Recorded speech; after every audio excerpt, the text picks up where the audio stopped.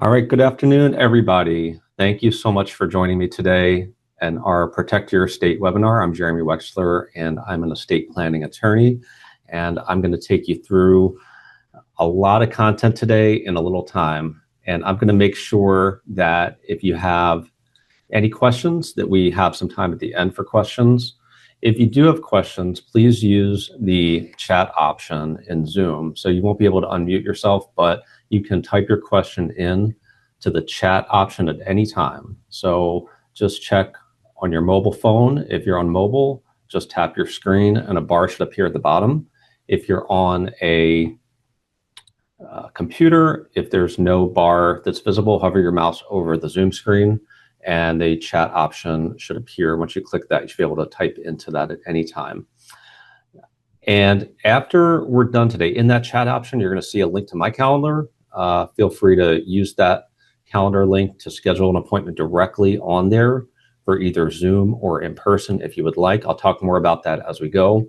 And then we will email you a copy of this presentation and some supplements later today or early tomorrow. So you'll be able to watch this again and have my slides and a couple other items. So look out for that email as well. So I want to make this valuable and helpful for you as you figure out your estate plan. And we never stop figuring out our estate plan. We're always tweaking, we're always learning, we're always revising. And that's really what a good estate plan is. All right, let me continue on here. We have a disclaimer, but I'll skip that. As you know, I've been an attorney here. Actually, you don't know, but I've been an attorney since 2009. I'm also an investment advisor and retirement planner, and I'm licensed in both Pennsylvania and New Jersey. Estate planning is tough because you have to plan and you have to think about things that maybe you don't want to think about. None of us want to think about our death, our incapacity. Unfortunately, we have to because we're all heading on that same road. And so the earlier we do the planning and the more we come back to the planning, the better off we will be and our family will be. So it is tough to make predictions, especially about the future, but you don't want to procrastinate. This is obviously one of the best areas to procrastinate in. I had a client come in years ago, husband and wife, and they came to see me for the first meeting, great people. I didn't hear from them again until the wife passed, and the husband came back in, and he came back in with his two daughters. And at that point, they were both trying to exert a lot of influence on him, and it made the planning process so much more painful and probably changed his perspective. You want to plan as soon as you can. You want to plan when all is well. You don't want to plan when you're sick, when something happens, etc. So I'm going to take you through, again, a lot today. I'm going to start with some of the things that I see as threats to your estate. And then I will bounce back to maybe what should be the beginning, which is fundamentals of estate planning. But I want to talk about threats first. You know, what's out there as a problem, and then what are some of the tools we use to fix these problems. I'm going to layer that on afterwards with some tips on learning about property titles, learning about where to store these documents, learning about probate, a little more in taxes, and some other stuff there as well. And then I'm going to end in the final layer is in talking about holistic planning and how estate planning is one piece of a bigger puzzle. All right. So again, I'm going to try to keep this as quick and brief as possible so we can save the most time for questions. So there's points that I may hit more, points that I may just scratch the surface on. If you have any questions at any time, again, use the chat option. If you have questions about your estate plan, I'm going to encourage you throughout this presentation, make an appointment with me. It's going to be complimentary. I'm not going to obligate you to continue after that first meeting, but I guarantee you will learn something in that meeting about your estate, and you will walk away with some knowledge that you didn't have before. Threats to your estate. Well, you've probably assumed that I would talk about taxes. And indeed, if you did assume that, you're correct. The taxes are really a huge problem in estates. And a lot of folks think that just because the federal estate tax, which we still do have, that the exemption is so high, it's $14 million right now, that exemption is so high that we wouldn't have a tax problem. But we still have inheritance taxes, we still have income taxes, and we still have capital gains taxes. And a lot of the assets in most estates today have a hidden tax bomb. I'll talk about that in a second. When it comes to tax planning, though, you have to think logically. If you think logically, you will find ways to minimize your taxes. But if you're concerned about the product, if you're concerned about the strategy, if you've heard bad things about something and you don't open your mind, you may not be taking advantage of what's out there. So just keep that in mind. The smartest people make the most logical decisions to minimize their taxes. So what are some tax strategies that are available?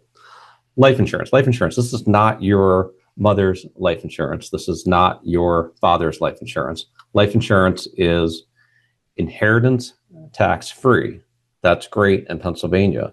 It's also income tax free, and it can be estate tax free. So life insurance is a great tax planning vehicle. A lot of folks don't like life insurance for various reasons. I understand that. But you have to open your mind. There are new policies out there and new options and ideas that didn't exist 5, 10, 20 years ago.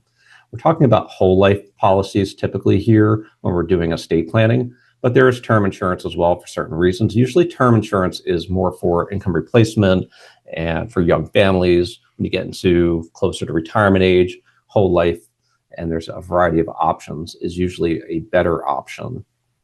Roth IRAs. So Roth IRAs are just a wonderful, amazing tool because we all, well, not all of us, but most of us have retirement accounts. And when we withdraw from those retirement accounts, when we reach retirement age, we're going to pay income taxes. And so your heirs will pay income taxes on whatever they inherit from you from that retirement money. And it's great that the account, hopefully, if the market does well, will grow and appreciate in value. But what that means is your partner, Uncle Sam, will continue to get a larger and larger amount of money from you, from your family, from your heirs. So wouldn't it be nice if we could freeze what the taxes will be on that account? That's a Roth conversion. That's taking the taxable account, paying the taxes now, and converting it to a tax-free account. Pretty cool. And also even better is if you are still working to find ways to contribute, if possible, to a Roth 401k and also a Roth IRA. There are contribution limits for IRAs, but nonetheless, for Roth 401ks, more and more employers are offering it, so you should inquire. The difference between a Roth and traditional is the Roth is after-tax money, meaning that you will pay taxes on your wages before it goes into the Roth.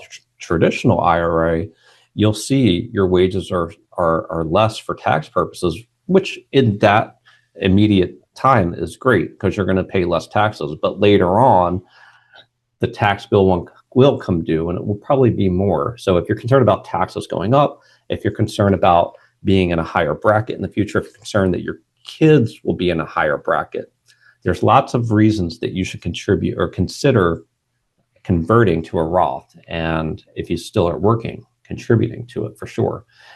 Another tax strategy, gifting. So gifting is, strategic gifting, I should say, is a great way to reduce the tax burden because when you gift, you're shrinking your estate. So you have to gift carefully, strategically, but there's a lot of gifting power that we all have. And I will talk more about the gifting laws as we go. And then charitable giving. It's not just the deduction on your 1040 every year. There's lots of charitable giving that you can do upon death. There's lots of little things that turn out to be big difference makers when it comes to charitable giving and tax planning. For instance, a quick one. If we have an IRA, if we have a 401k, and you want to leave a charitable charity property at death, don't do it through your will. Do it through the 401k, do it through the IRA, because that money will have never been taxed. So if you, let's say we don't want to convert or can't convert for whatever reason to a Roth, but you are charitably minded and you want to leave something to charity in your estate, use the 401k, use the IRA, because that money will never have been taxed. So I always ask, do you want to leave Uncle Sam more or do you want to leave your heirs more? And I always find, surprisingly, that people want to leave their heirs more. So if that's the case, make sure that you're doing some smart tax planning. Long-term care is another threat. So this is the second of our threats here. And you can't divorce long-term care from estate planning. You just can't, because we're all heading in that same direction. I, at some point, will need long-term care? Probably. And so will you. Will I need home care? Will I need a nursing home? Will I need assisted living? Will I have dementia and memory issues that will need me to go into specialized care? I don't know. My crystal ball stopped working just before this webinar, unfortunately. So I just don't know. But bottom line is none of us know. And so there are some options that we can do and employ for long-term care. First of all, we can just hope that we don't need it. I mean, never mind. That's not actually a real option, right? You don't want to hope for the best. You really want to make sure that you're planning. So there are pre-planning options using insurance, long-term care insurance, life insurance with long-term care riders, trust planning. I'll talk about that a little bit briefly later. Gifting, be very careful about all of the stuff. Do not try to do any of this planning on your own. Work with an elder law and estate planning attorney. If you're wealthy enough, you can private pay. You know, if you have $10 million in assets, there's no need to do any of this stuff to pre-plan or deal with worrying about crisis planning. You can pay for your long-term care yourself. But if you can't, and you haven't done pre-planning, and you did hope for the best, but now here we are, and a loved one or yourself is entering a nursing home, there are options to plan even in the face of that. So keep that in mind, that with long-term care, with the strict rules around Medicaid, you can still protect part of your estate. But usually you can't, literally you can't, because you're probably incapacitated, unable to really do any planning at that point. It's going to be somebody that's your power of attorney, somebody you appoint. And I will talk about that in the fundamental section. But that person can do planning. They need to call an elder law attorney right away. If you don't take anything else away from this presentation, make sure that your loved ones that are going to be caring for you, if you are incapacitated, know that if you hit a nursing home, to call an elder law attorney right away. All right. So there are things that we can do. I find a lot of people go with this first bullet, which is not a planning option, unfortunately, which is to hope that we don't need it. That's not great. I had another client a few days ago tell me that her son works in a nursing home and that her son will take care of her if she needs care, that she won't go into a nursing home herself. I said, well, unfortunately, that means your son is going to have to quit his job and lose his income to take care of you. And that's a huge burden on him and his family to drop everything for that. So again, have a better plan than just saying, my family will take care of me. I'll move in with my son, my daughter. Not a great plan, okay? Long-term care is a huge risk for middle-class families. It is really what I would argue it's the number one concern that I hear for people that are in retirement or soon to be retired. It is absolutely the number one concern. And yet, it's the most commonly unaddressed concern. And why is that? Because we don't want to think about our incapacity. We don't want to go into a nursing home. I get that. But if you're looking at your legacy and you're trying to figure out how do I protect my assets, how do I make sure I pass some property on to my kids, my loved ones, whoever it is, no matter what, then you need to look at this planning. And it's unfortunately something that I see all too often, just pushed to the side, shoved to the side, not looked at. Even the crisis planning, even when there are ways to save money and you didn't do any planning, I get the calls when folks have run out of money and their family calls me and says, what can we do at this point? And there's nothing you can do because you've already used all the estate money, all the assets to pay. So there are smart ways that you can preserve your estate and get on Medicaid sooner. But again, it's not planning you would want to do yourself, and I would never recommend that. So make sure that you're working with a professional either now or later or both to make sure that you've got some sort of plan in place. And it's going to vary for everybody because we come to the table with different assets, with different health concerns. We may already have health issues that have cropped up, different ages, different family circumstances. So it's going to vary so much for everybody. So you can't go by, and what this really holds for a lot of what I'm saying, but you can't go by what your neighbor did, what your cousin did, what your sister did. You really, if you get caught up on what somebody else did and just say, that's what I need, or I don't need that, you're going to run the risk of not doing proper planning for yourself. Speaking of family dynamics are another huge threat to estates. And I can talk all day about this. One thing I would want to tell you, you can read the slide, but this whole thing of I'll be gone, it's up to them what they do. They'll have to figure it out. This is your legacy on the line. Think about that. People are going to remember you one way or the other. And I know for me personally, I want to be remembered in a positive way, that I did everything I could to minimize the taxes, minimize if I needed long-term care, the burden on somebody else, and minimize a lot of drama and issues surrounding my estate when I'm gone. So that's me. I hope that's you too. One thing also is that when it comes to family dynamics and having difficult family issues and conflicts, this makes a lot of folks want to procrastinate even more. So this pushes the estate planning a lot of times further down the road if they even ever address it at all.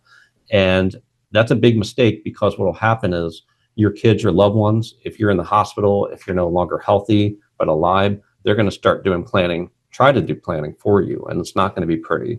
And that's not the way to engage in estate planning. The way to engage in estate planning is you do the planning, you think about what you want, you think freely and make the decisions about your assets, your life savings, your legacy. Don't let somebody else try to make those decisions for you. That just always ends in disaster. And that's where we get into all the undue influence stuff and all the litigation around estates. So be very careful about that. And don't assume that your family knows or doesn't know your wishes. Always talk to your family in some fashion or other, whether it's an email, whether it's a letter, whether it's a family meeting, whether it's a dinner, a video chat, whatever it is. Talk to your family about what you're doing. For instance, if I had several clients, but one recently, she wants to leave her house to one of her 4 kids on top of everything else. So that the house would go first to that one kid, and then the 4 of them would split everything else. The problem is 2 of them don't talk to each other and don't get along. She needs to make sure that if she's going to do that, that she explains exactly what she's doing and why, so that there's no assumptions made later on. So be very careful about just sort of sweeping things under the rug or doing a plan and hiding the plan. Like, that's not the way to do it. We hear the term reading the will. It's sort of an antiquated term, but you want to wait until you die, and then your family's having a family meeting and finding out things that they're surprised about. Because when they're surprises, when there's questions, you will not be there to answer them, and that's a big problem. So just keep that all in mind. I know it's scary, but this just kind of point you to doing planning a lot sooner. And these are strategies that, again, sometimes it's common sense, but it often goes undone. And so if I can help you sort of put that front and center in your mind, then I've done my job, I think. Another threat is our beneficiaries, the people that are going to get our estate, who are passing our property to, our money, our assets. Consider that even responsible heirs may come with divorce. They may face divorce. They may face creditors, lawsuits, bankruptcy. So you see all those things that I'm highlighting right there. On top of that, if you're leaving property to minors, if you're leaving property to grandchildren, spendthrifts, people with addictions, people with disabilities, people with high-risk professions, rocky marriages, people that are easily influenced, all of these people, you have to be careful about leaving the estate, what we would say, outright or directly without any strings attached. You can create a trust so that the funds, the inheritance, the assets go into that trust for those heirs, for those beneficiaries. They can't touch it all at once. It's doled out in certain timeframes for certain reasons. That gives asset protection for themselves and against others. So if I'm in a high-risk profession, maybe my parents should leave me the estate that they have in a trust, because that way, if I get sued, that money, that inheritance is in the trust is protected. So everybody's different, and you have to evaluate a lot of things here, but I want to point that out. If you see this list and you look at your family and you say, There might be a person or two I'm leaving things to or want to leave things to that's on this list. You got to consider a trust, at least consider it.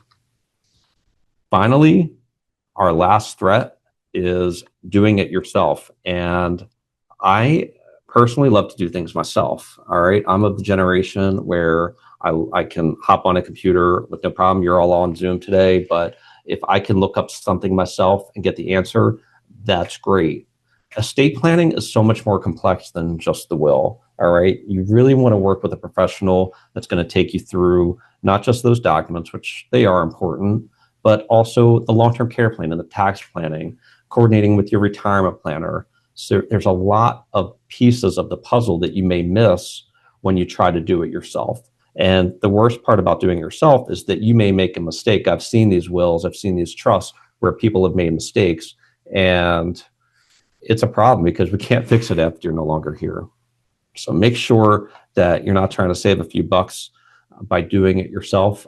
I'm not saying that because I'm losing business. I'm saying it because I've seen it play out time and time and again where you try to save a couple bucks and it just doesn't end well for the family. All right, so all those threats, again, make an appointment with me at the end of this workshop, end of this webinar. Let's talk about the individual threats and issues that you're facing, and let's see how we can help you solve those problems. Because even our simple matters, like, we all want to say we have simple estates, simple affairs, simple families. There's always some wrinkle, some complexity. And I don't say that to scare you or make you meet with me, but I say it because it's always true. I always see that with every client. Every client is a different story, a different puzzle. And that's why I love my job. I have a lot of fun with it. I love my clients. I love working with them.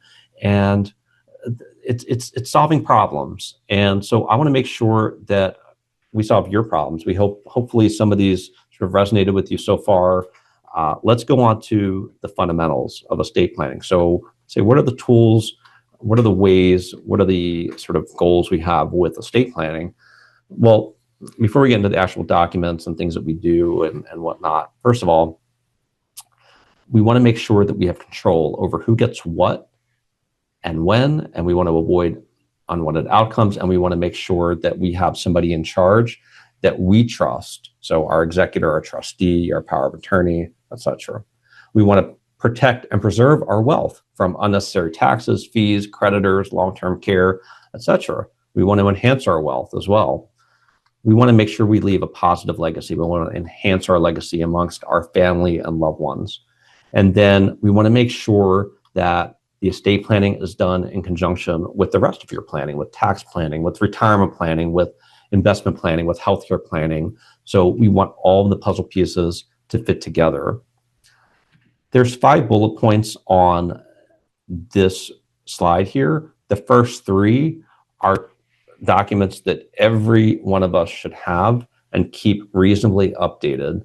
The first one is a last will and testament.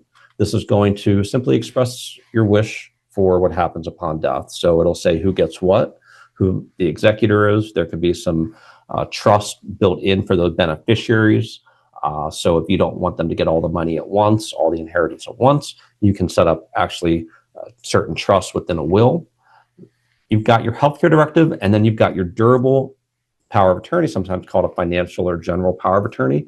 These 2 are both for incapacity. So if you're unable to make decisions, speak for yourself, if you're incompetent, then this is where these documents come in. So somebody will make healthcare decisions for you. You'll also have an advance directive so that that person can make end-of-life decisions for you. And then the durable power of attorney will pay bills, deal with any investments, deal with taxes, all the non-medical stuff. So it's very broadly written. Key here is, first, do it. Second of all, choose people that you trust to fill these roles. Trust is paramount. If you don't trust the person, this will not work. Find people that you trust. Does not have to be family, by the way. It can be friends. It can be other. It can be coworkers. It can be neighbors. It could be your postal worker. I don't care who it is, but I care that you trust that person. The other 2 pieces of this slide, the beneficiary designations and the trust, a lot of us today have accounts with beneficiary designations.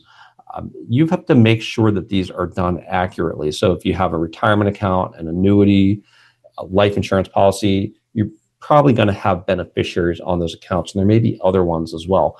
The beneficiary designations supersede your will. They're like wills for each account. So you got to make sure that these are updated, just like the care you would have in doing your will. You want to provide the same care in those beneficiary designations and make sure it all ties together. And finally, another fundamental is a trust. And as I said, we talked just before about beneficiary trust. There's also ways to use trust to do transfers for long-term care planning purposes. There's trust for avoiding and minimizing probate. We don't really need to worry about that much in PA. I'll talk more about that as we go. There's trust to minimize federal estate taxes, so very high net worth estates.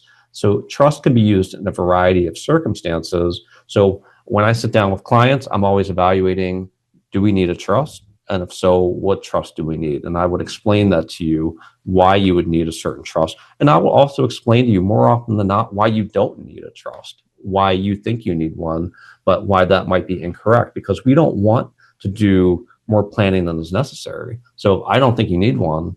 I'm going to make sure you know that. But I want to hit just again briefly on powers of attorney before we go into trust a little bit, because if you don't, the reason I made this slide, because I already had the two powers of attorney up, but the reason that I made this slide is because a lot of clients and prospective clients that I've seen in the past don't have them. They have a will, but they don't have the power of attorneys. And I find that, the will is important, but these can be more important, because if you don't have a power of attorney, you're still alive and we don't know who's in control of your affairs. And it may mean that we have to go to court and seek guardianship. And guardianship is a painful process. It's an expensive process. You have a judge that we don't know who's going to decide who a guardian will be. There could be contested guardianship. Please don't let this happen. Please, if you don't have one today, take care of this ASAP. Have updated powers of attorney, the financial power of attorney, and the healthcare directive. Please, please, please. They are so important. I'm begging you.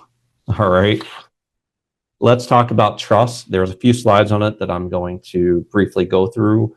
When I say trust in the next couple slides, the trust I'm talking about is a living trust or revocable living trust. You may have heard that term, but that's really the type of trust we're talking about here.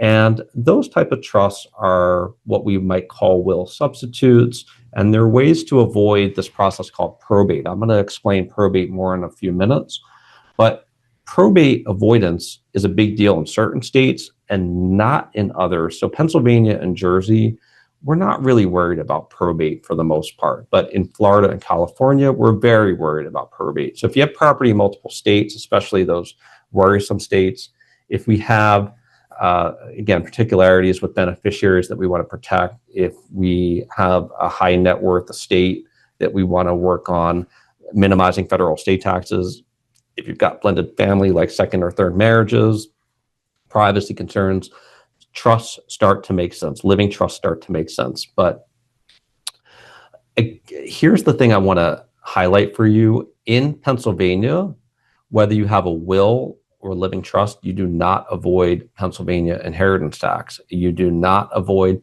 Pennsylvania inheritance tax, whether you put all of your stuff in the trust or whether you don't have a trust at all. There is still that inheritance tax. All right. Yet the cost of doing a trust is much more expensive than it is for a will. By the way, another thing in Pennsylvania is creditors to your estate certainly have a right to come forward. After you die, they have a year to come forward. They also have a right in Pennsylvania to come after your trust. So again, a living trust is not going to do much for you in Pennsylvania or New Jersey, but it may do a lot for you in other states. But there may be unique reasons that you would want to have a trust. Again, I'll send you these slides. So we're going through them kind of quickly, but I will make sure that you've got all that information. And again, we can always talk one-on-one. And also, reminder to use the chat to ask me any questions that you may have. So just a quick summary here. Living trusts for a straightforward estate in Pennsylvania where you don't have property in multiple states, it's probably not going to make sense. There may be trust we build it in your will. Maybe there's a reason we do a living trust, but as a starting point, it's probably not going to make sense because, again, as I said, and I want to hit this home here, it does not avoid inheritance tax. You cannot avoid tax by placing property in a trust, in a living trust. If you gift property, if you put property in a trust that you no longer have any control over, which is not the trust we're talking about, there may be a way to avoid it, but then you're losing control of your property. So there's a balancing act here in what you're doing. So again, for more complex estates, for unique issues, for property, for people with property in multiple states, there's a good reason to start talking about trust. Not sure what you need, a trust, a will, both, nothing at all, the power of attorneys, do you have them or not? All these are questions that you should be answering. Again, I'm going to encourage you to make that appointment. I do Zooms or in person, so if you don't want to come out to see me, we can do it on Zoom just like we're doing right now, have a conversation, and there will be, I promise you, no obligation after that first meeting. There's no fee for it. So it's a good time to ask me questions, and you can evaluate where you're at and see if you want to do any work and if there's work that needs to be done. All right. So I'm going to layer this on next with some tips, and tips kind of is another term for just some more knowledge at this point about estates. So I talked about the fundamentals. We talked about some threats. So let's layer this on a little bit. It's important to understand how your estate is titled. Okay, how your assets in your estate, are titled. So they can be titled in a variety of ways. I have the list here, but anything from separate property to property and trust. Let's go through these quickly because it's important to know for you how your property is titled if we're going to do any work together, or if you do work with another attorney, because this will depend on who gets the property and how it'll be taxed. Separate property means property in your name alone. So this means I own a house, I own it in my name solely.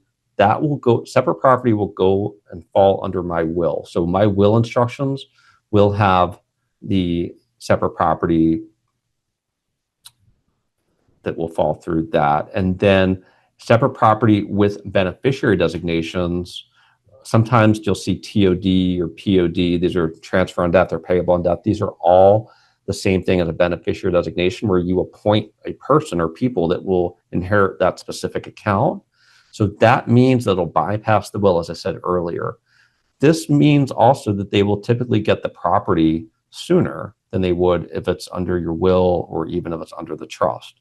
So there can be advantages, but you have to be careful. There's pros and cons for everything, but there can be advantages to using the beneficiary designations. And sometimes you're required to name a beneficiary, like on a retirement account, life insurance policy, and other accounts. The interesting one here is, and one it gets complex for clients, is joint property.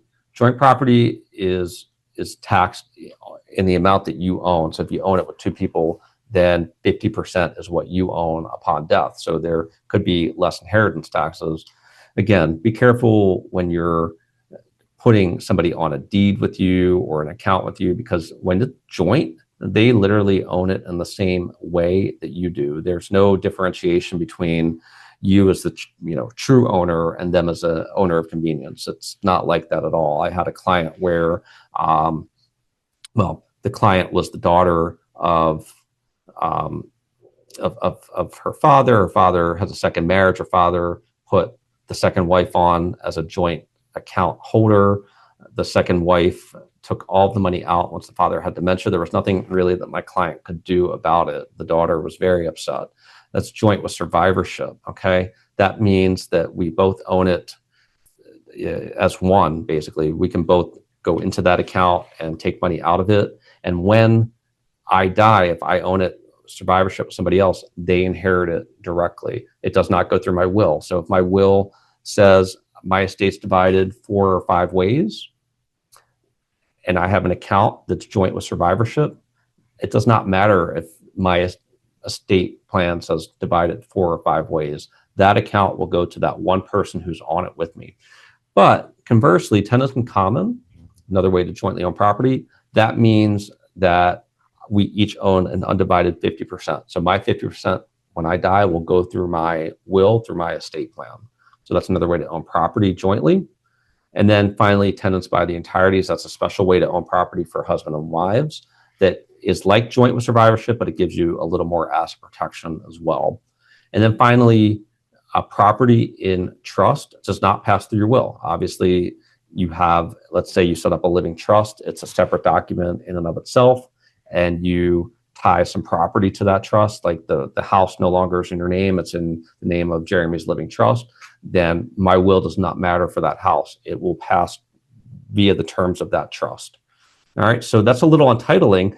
The reason I bring this up is because it can change what you assume how your estate will pass, number one. And number two, a lot of my clients and folks that I've come across are very confused or don't even know how their property is titled. And so it's a good idea to go back and look at how your property is titled and go look at your deed, go look at your bank accounts. You can see this on the title and write it all down. Have one organized list of all of your assets and how they're titled. And again, if you're confused about any of that, ask me questions in the chat, ask me questions after. A little housekeeping here. So all of the documents that you may do in the course of estate planning, your wills, your powers of attorney, make sure that you're getting these reviewed and possibly, not always, but possibly updated, but at least reviewed every 5 to 10 years. If something changes in your life, let's say you have new grandkids, let's say you move to a different state, you retire, there's a death in the family, these are all reasons to go back and look at your plan again. So it's great that you did a plan, but a plan that's 30 years old may cause more problems sometimes, frankly, than not having a plan at all. So make sure that you're regularly looking at these documents and make sure that your loved ones, your heirs, whoever it is that's going to be your executor, your power of attorney, can find the documents, that they're in a safe place that they can access. Don't put them in a safe deposit box at a bank. I really beg of you not to do that because it just ties, it makes it harder to find and harder to get access to. If you have a fireproof box at home that's unlocked and you're just using that to store the documents, you'll always know where they are. You can tell your family where they are. It's just a lot easier than having them in a safe deposit box or under the couch cushion. Don't hide these documents. Make sure that they're in a place where we can find them. Check every so often, make sure they're still there. And related to that, I would recommend you not giving copies to the individuals that are your executor, power of attorney, your kids. I don't like copies given personally because I think it confuses matters, and I think also that after you change your plan, let's say 1, 2, 3 times, there could be, again, a lot of confusion with somebody having an old copy. And the worst part about copies is sometimes the people that have copies feel like they've got everything they need, and they have no idea where the originals, which are the most important documents, where the originals are actually located. So better to just walk them, do a walkthrough. Here is where the fireproof safe is. Here's how to get into this room. Here's how to get wherever it is. Do a walkthrough, do an email with instructions, whatever it is. With those documents, make sure you keep an updated list of all of your assets. So like I said before, like the titling of assets, have a list of the assets, how they're titled, and where they're held. I've got a checking account at Wells Fargo Bank. I've got a savings account online only at Allied Bank. It's joint with my father, whatever it is. Make sure you have a list of important contacts, attorney, financial advisor, CPA, doctor, whoever it is that's important. If you have pets and you need instructions for what to do with the pets, whatever it is in your life that's unique to you, make sure that you've got that information available for your executor and keep it updated as well. Don't do it and let 20 years go by. I promised you I'd talk about probate, so I'll jump on this a bit more here. Probate is an evil word. We hear probate, it's like we should avoid it at all costs. I hear that from national folks, Susie Orman, etc., like avoid probate. But Susie Orman is in California. In California, yes, you definitely want to avoid probate in California. You'd be a fool not to. So, but every state's different. And what is probate? We talk about this word a lot. We hear this word a lot. We hear it's evil, but what is it? It's really the process of authenticating a will. It's making sure that the will is valid. It's making sure the executor is sworn in, takes an oath, and then they have to follow the laws. There's laws in the book to protect your beneficiaries, protect the government, protect creditors. Everybody's supposed to be protected to make sure they're supposed to get, or they get what they're supposed to get. So that's really probate. And probate in Pennsylvania has become informal. So we don't go, why is it easier in Pennsylvania? Because we don't go through the court system in Pennsylvania. It does take time because we have the creditor reporting, the creditor notice period of a year. We have inheritance taxes that we have to deal with. But even if you had a trust, it's still going to take that same amount of time. So, but it's not complicated. The only time it gets complicated is when we have conflicts in the family, people accusing people of doing stuff they shouldn't be doing, whether it's true or not, but that holds things up. When we can't even find a will, when we don't know what assets there are in the estate, when we don't know what creditors may be out there, this is where we start adding a lot of time to probate. Probate can be very simple and straightforward if we've done our job in the planning world while we're still alive, while we have thought through our plan. We've made sure everything's organized. We've talked to our family. We've tried to quash any beef between some of the kids that may exist. All right, that will all make probate easier. And by the way, I didn't talk about this. Don't have co-executors. Please, please, please. I saw a plan a couple weeks ago where we had 4 kids, and I kid you not, all 4 were named as co-executors. So the family wanted 4 people to settle the estate. And by the way, they didn't get along very well. So that is just a recipe for disaster. You want to talk about adding fees and costs and delays to your estate? That's one easy way to do it. So make sure you don't do that. Make sure that you name one person at a time for your executor, for your power of attorney. I will harp on that again and again anytime we talk. All right. So probate's bad in some states, not bad in others. Pennsylvania is not one of the bad ones. Unfortunately, in Pennsylvania, what we do have is inheritance tax. So here's our tax cheat sheet. Again, you're going to get these slides, but in Pennsylvania, we have inheritance tax that goes up to 15%. So most of us, when we have immediate family we're leaving property to, spouses 0%, descendants, kids, grandkids 4.5%, siblings 12%, and then everybody else, nieces, nephews, cousins, partners, friends, pets, 15%. Yes, pets. I know it's kind of weird, right? But if you leave money for your pet, it's going to be taxed at 15%. Federal state tax. Again, the exemption is very, very high. We're talking right now in 2025, $14 million before you have to worry about this. So I don't really have many clients that have to worry about this. If you do have to worry about this, we have a special Zoom room for you right after.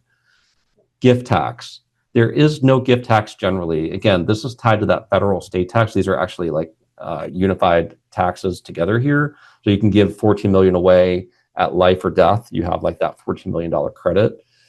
So you generally don't have to worry about gift taxes, but you have to report gifts that you make that are over $19,000 in any year. So if you make a gift of $50,000 to your son to put a down payment on a house, that will be reported. It will go towards your lifetime $14 million exemption. But again, you can give $19,000 this year to as many people as you want and not report it.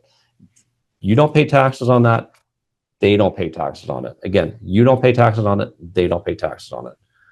You should gift cash and other property that's has not appreciated in value, generally speaking, because capital gains tax, when you gift a highly appreciated asset, like a stock that you've held for a while, like a piece of real estate you've held onto for a while, your heirs may have to pay capital gains tax on that gift. When you hold that property, the highly appreciated property, until death, the capital gains that you would have incurred or they would have incurred in your lifetime are wiped out. That's called a step up in basis. And that's great. You know, they may have to pay inheritance tax, but not capital gains tax. So consider what property you're going to gift, what you're going to hold until death. Again, everything has a strategy. I look at things through a tax lens all the time with my clients. And that's the value that I can provide to you and to any of my clients out there. Last tax, but not least, unfortunately, is income taxes. We have those IRAs. I called it the tax bomb in earlier part of this presentation, but we have tax deferred accounts, 401ks, IRAs, TSPs, etc., that when you start taking money out, you will be taxed, and so will your heirs. And now your heirs, when they inherit like a traditional IRA or 401k, they generally, for most of us, have 10 years to withdraw it. So they have to pay all the taxes within 10 years. So again, back to our tax strategies, maybe, depending on the tax situation that you are in, that your heirs may be in, maybe you want to freeze the taxes, do a conversion, a Roth conversion, and ultimately save a lot of taxes. Even though it's painful, it's painful to write that check to the IRS, isn't it? I just had to do that yesterday for quarterly estimates. Some of us have to pay quarterly, and nobody likes to write a check to the IRS, but I'd rather write a smaller check now than a bigger check later. All right. Hopefully this is resonating with you guys. Thank you so much for sticking with me. And again, I'm going to encourage you, because we're coming towards the end of the workshop, believe it or not. I don't know where time went, but we're coming towards the end of this workshop. So type in the chat any questions that you may have for me, and we'll spend the last few minutes. And we can spend as much time, honestly, as you want on here. But type your questions in the chat. If you can't find the chat, kind of hover over your screen with your mouse. A bar at the bottom should come up, and you should see a chat option. And you can go in there and type it. And we're also going to put that link for the calendar in there for me, that you can make an appointment directly with me right then and there. It's pretty cool and very convenient. All right. So as I was kind of teasing this throughout the presentation, I said that estate planning is a piece of the puzzle, that when you think about estate planning, it's actually part of what we would say holistic planning. So look at this little graphic here. Estate is just one piece of the puzzle, right? You've got income planning, you've got investment planning, tax planning, healthcare planning. So when all these puzzle pieces are working together, and when somebody, a professional like myself, not to toot my own horn, but like myself, is going to look at all these moving parts with you, you're going to get a lot more bang for your buck than somebody just doing your will for you over here, and then your tax guy doing this, and your investment advisor over here, and nobody's talking to each other. You want everybody talking to each other, and you want somebody that's going to kind of work with you to look at all of these areas in one. And in my office, we do that. And where we can't do it directly, we work with a team of professionals. Like we have a Medicare supplement specialist. In fact, later this week, he's coming in to do a lunch and learn. If you're interested, let me know. But again, he's going to come in, he's going to work with our clients. We're going to maybe sit down with our client and him together so we can all be on the same page. You want to downsize? We've got a downsize expert. We've got retirement planners, long-term care, life insurance, tax planning, estate planning, all under one roof. So that's what I'm talking about here with holistic planning. It's great when you can have a team that will make sure that all of these puzzle pieces fit together. And that's really that puzzle piece right there. So what are some examples of holistic planning? I gave you 4 here. I'll just go through them really quickly. So if you wanted to engage in the gifting program, I talked about gifting, and you wanted to give for your grandchildren money for college, and you weren't sure how to do it, and you weren't sure how to minimize inheritance and estate tax. You weren't sure how much is appropriate to gift, considering your retirement money that you'll need versus what you want to gift, the tax implications of it all. That's classic holistic planning. By the way, use 529s, just a simple tip there, because they are triple tax advantaged. Triple tax advantage. I love saying that. It's a little slightly tongue twister there, but 529 plans are great. But again, that's an example of holistic planning. You're looking at tax, you're looking at estate, you're looking at retirement planning, income planning, investments, all in one. You can't do that with your tax guy. You can't do that with just your financial guy or gal. All right. Number 2, Roth conversions. We talked about this a couple times today. Roth conversions, classic holistic planning scenario here. You want to convert. Do you have enough money to convert? When should you convert? Are you going to hit when you turn 65 with Medicaid and hit IRMA problems? There's lots of different issues and opportunities and threats with Roth conversions. And how do the numbers make sense? So this is an estate planning, a tax planning, and financial planning matter. Not to beat a dead horse, life insurance.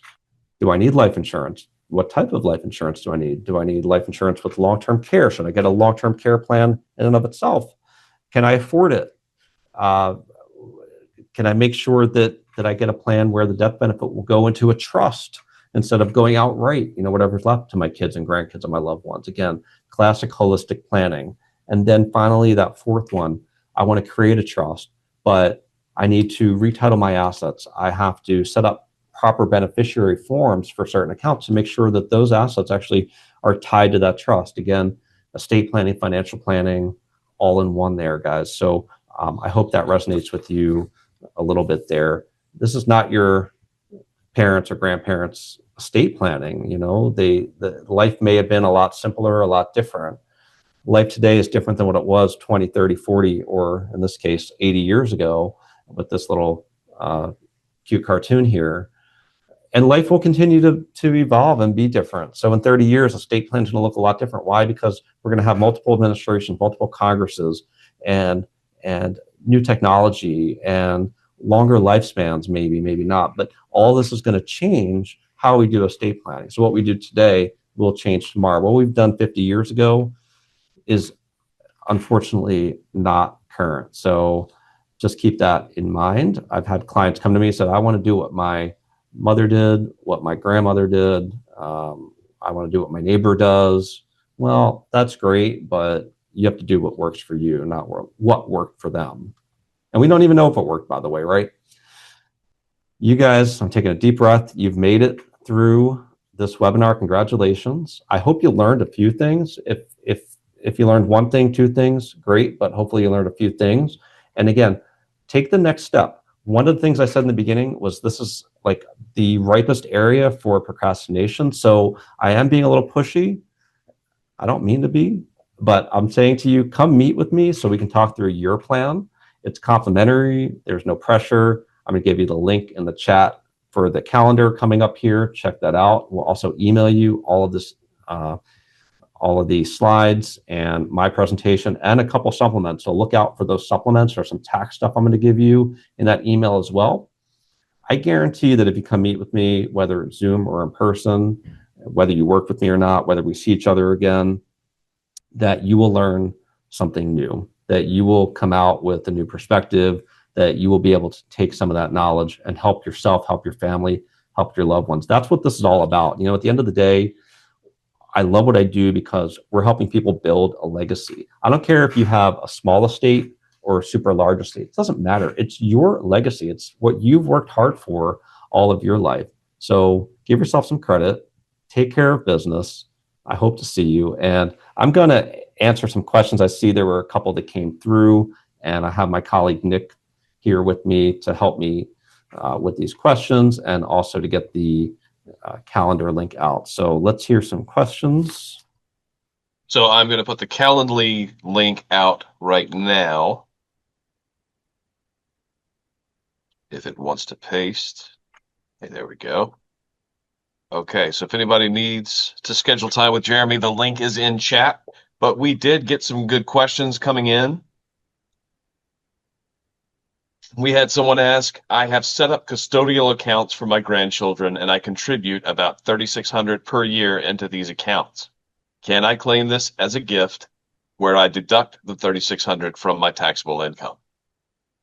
All right, so it is a gift, and that's great because there's no tax on that transfer, which in other cases there may be taxes on transfers, but it's a gift, so there's no tax on that transfer. I'd have to check on that. I don't think it's deductible as income. I don't think that's one of the deductions you can take. It's something that we could look at one-on-one. I could look at with if you have a tax person, check with them specifically on, but I don't think it's a deduction that you can take. But certainly there's still an advantage to doing the gift because you're shrinking your estate, so there's less inheritance taxes later on. That's number one. And number two, if the grandkids or whoever it is, they're going to be in a lower tax bracket probably. So if there's any income that's generated from that money eventually and it's taxed, it'll be taxed probably lower than it's taxed for you. So There's lots of good that can come from that. If you're doing grandkids gifting, I would consider 529 plans because there are just more tax advantages with 529s. It goes in tax-free, it grows tax-free, and if you use it for education, it comes out tax-free.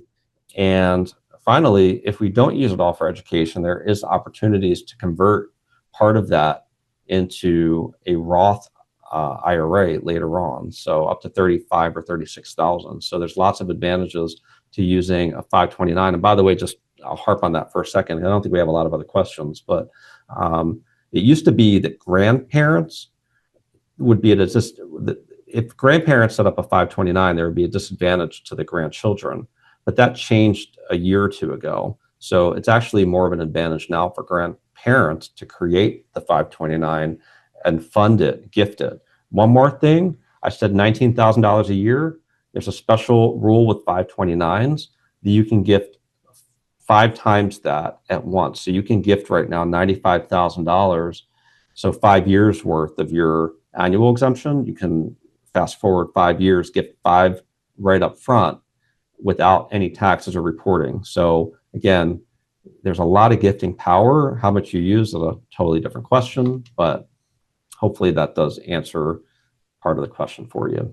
And last chance for any others to come through. I think we just got. Yes, we did. We got another question. Do you recommend gifting a certain amount to children per year? Can this be done without their knowledge?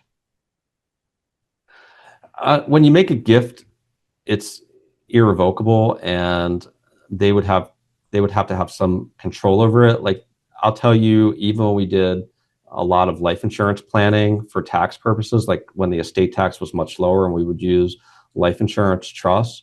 And what would happen with those is that you would literally gift the amount to pay the premium into the trust, but you would have to let your kids know that they have 30 days to take the money out themselves. Otherwise, it would be used to pay the life insurance premium.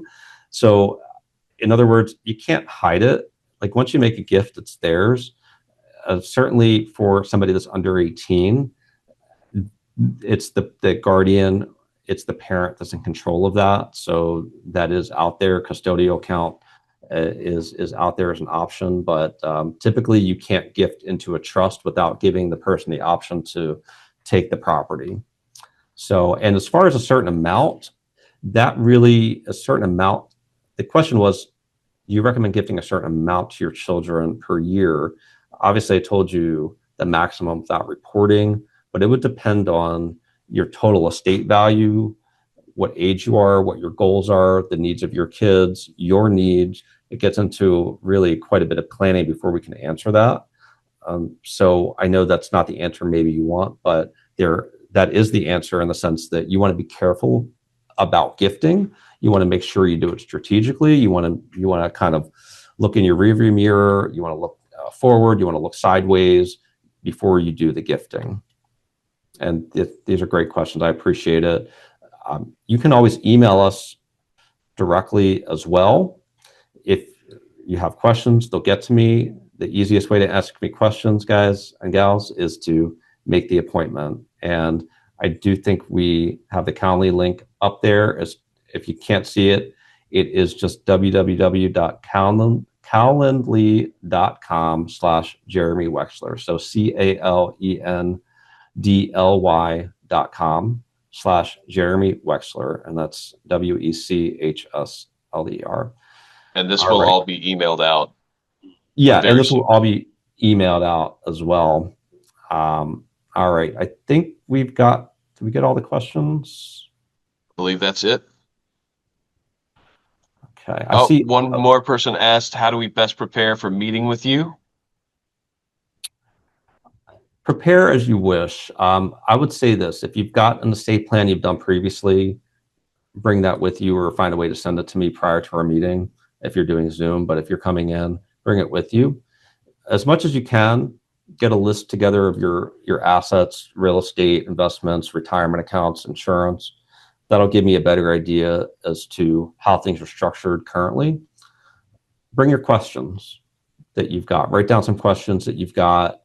Write down some concerns you've got so that we can hit those points in the meeting. So if you have concerns about kids or grandkids, if you're concerns about long-term care insurance, if you have concerns about taxes, write those all down so we can make sure we hit them. That's really it. I'm not asking you to fill out any questionnaire or anything before the meeting. I will take notes during the meeting, and then we'll see what you want to do after that meeting. So great question. Again, thank you so much for joining me today. I kept it to 2:00. I'm going to give myself a round of applause for that. Hopefully we'll see you guys and gals around. Take care.